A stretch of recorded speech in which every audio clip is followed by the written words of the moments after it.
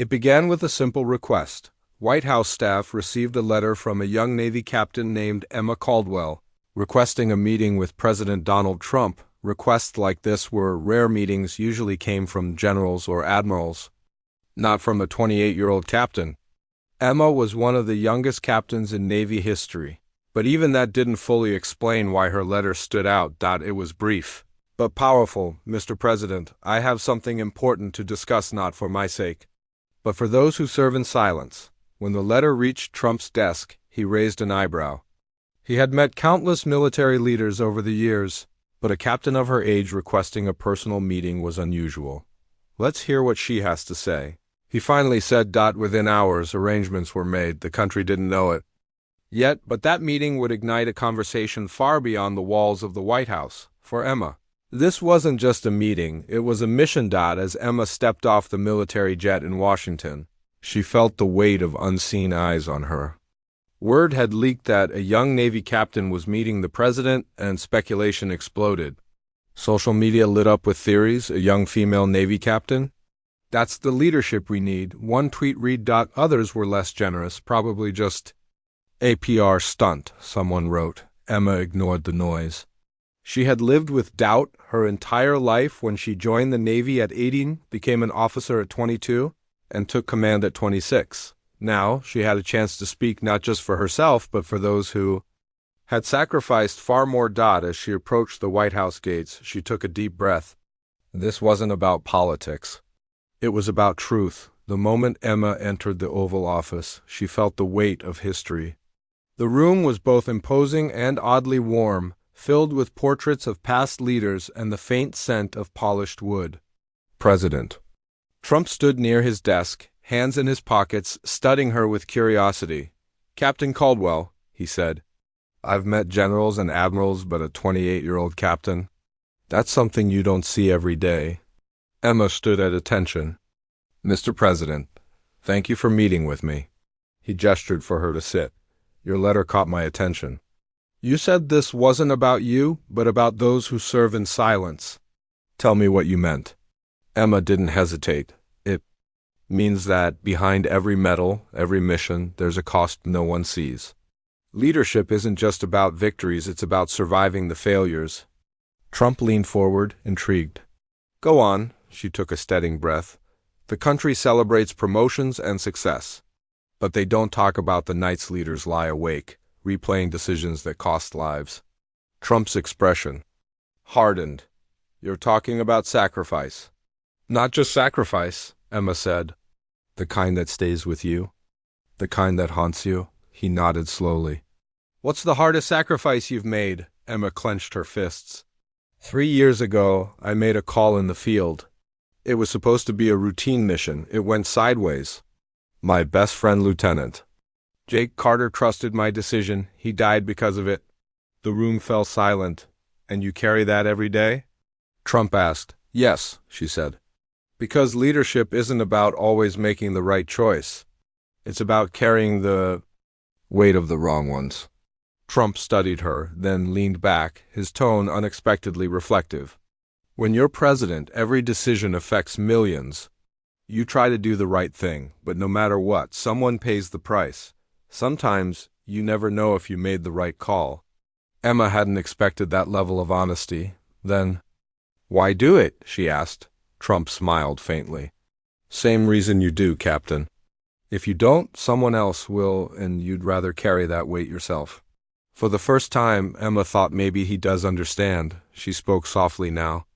The last thing Jake said to me before that mission, he smiled and said, if this goes south, don't you dare carry me like a ghost. But that's exactly what I've done. Trump folded his hands. You were his leader. That burden doesn't go away. But tell me, what would he say if he saw you here today? Emma blinked. He'd probably roll his eyes and say, why are you wasting time talking to the president when you could be making a difference? Trump chuckled. Sounds like a good man. He was, Emma said. And that's why I'm here? Leadership isn't about rank or power. It's about standing for those who can't. Trump nodded.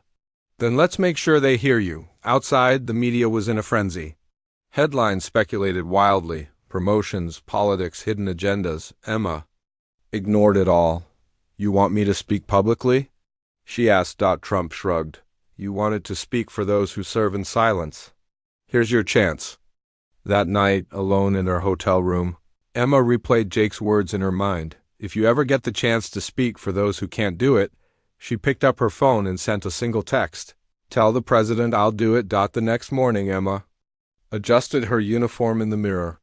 This wasn't a battlefield, but it felt like one. In the briefing room, Trump smirked. Nervous? A little. Good, he said. That means it matters. What do you want me to say? She asked. I want you to tell the truth, Trump replied, about sacrifice, about leadership, about what it really means to wear that uniform.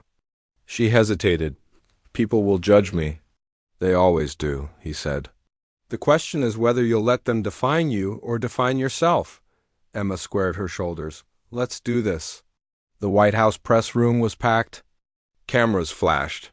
Millions watched. Emma stepped to the podium, not as a politician, not as a celebrity, but as a soldier. She took a breath and began.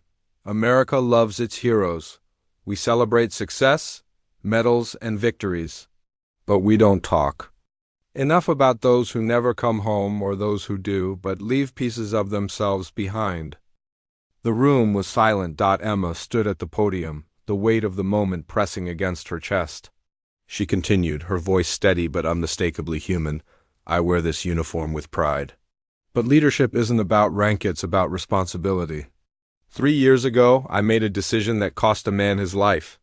And every day since, I've carried that weight. Because that's what real leadership is. It's standing tall even when it hurts. Across the country, people listened. For the first time in a long while, many Americans saw the military through a different lens, not just as heroes in uniform, but as human beings bearing invisible burdens. Emma's words spread rapidly.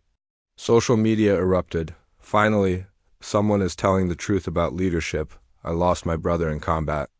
This speech means everything to me. Veterans who rarely spoke publicly began to speak. One tweet from a retired Marine simply read, "She gets it." Not everyone was supportive. Critics accused Emma of being a pawn for the administration. One news anchor scoffed, "What does a 28-year-old know about real sacrifice?" Emma ignored the noise. She hadn't spoken to win approval. She had spoken for Jake. That night, she received a handwritten letter from a Vietnam veteran. For years, we fought in silence. We buried our brothers without a voice. Thank you for reminding America what we sacrificed for. Emma read it twice, then folded it carefully. Maybe, just maybe, she was making a difference. The country was divided. Some called her a hero. Others said she was unqualified to speak on military leadership. Political panels debated endlessly. Is Captain Caldwell the voice the military needs, or is she overstepping? Emma didn't care about debates.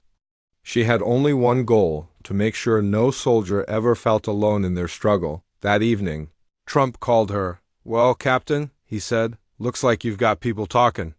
I didn't mean to cause controversy, Emma replied. Trump laughed. The truth always does. But controversy isn't the enemy, silence is. That stayed with her for too long. Soldiers had carried their burdens quietly, unseen and unheard. Maybe it was time for that to change. Days later, another letter arrived, this one from a 98-year-old Navy veteran named Margaret Reynolds. Captain Caldwell. I was 23 when I served in World War II. Back then, women didn't have a voice in the military. We did our jobs and hoped history wouldn't forget us. Emma swallowed hard as she continued reading. You stood up and spoke for all of us who never had the chance. For that, I thank you. Emma stared at the letter, overwhelmed. Jake had told her to speak for those who couldn't, and now she was doing exactly that. The next day, Trump held a press conference. Reporters fired questions. Mr. President, was Captain Caldwell's speech a political move? Trump smirked. Nope, Captain Caldwell isn't a politician. She's a soldier, and she spoke the truth. If that makes people uncomfortable, maybe they should ask themselves why. Emma watched the broadcast from her hotel room. She hadn't expected such public support, but she wasn't backing down now. She had more to say. The following morning, Emma met with military advocacy groups. If this conversation had started a fire, she wanted it to burn for something meaningful. She sat with veterans struggling with PTSD, with families who had lost loved ones, with active duty soldiers afraid to speak out. People listen to you, a young Marine told her. Now use that voice for something real, Emma nodded. She wasn't finished. With quiet backing from the White House, she reached out to organizations focused on mental health and veteran support. Funding was secured for new programs. The mission had begun. Weeks later, her speech was still being discussed. College leadership courses analyzed it. Officers referenced it during briefings. Some called it a defining moment in modern military dialogue. Others dismissed it as a fleeting headline. Emma didn't care about fame. She cared that soldiers young and old finally felt seen. That mattered more than any headline ever could. Not. Everyone was pleased. A former general appeared on television and declared, "Leadership is about action, not words. We don't need speeches, we need strategy." Emma watched quietly. "They think I spoke to replace action," she told Trump. During a phone call, "I spoke to inspire it." "Let them talk," Trump replied.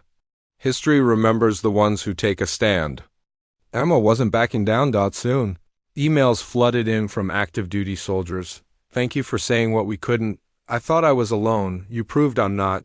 For every critic, there were dozens of voices finally finding the courage to speak. And that made everything worth it. Before leaving Washington, Emma met with Trump one last time. "You did something big, Captain," he said. "Bigger than you realize." Emma shook her head. "I just told the truth," Trump smiled. "That's exactly why it mattered." Before heading home, Emma visited Arlington Cemetery. She found Jake's grave and knelt beside it. "I spoke for you," she whispered. And they listened. The wind rustled the grass. Somewhere deep inside, the weight she had carried for years felt just a little lighter. Months later, Emma stood before a new group of Navy recruits. "You may not know it yet," she told them, "but one day you'll carry the weight of leadership. And when you do stand tall, speak up. Because leadership isn't about power. It's about standing when it matters most." Jake's words echoed in her mind. "If you ever get a chance to speak for those who can't do it." Emma smiled.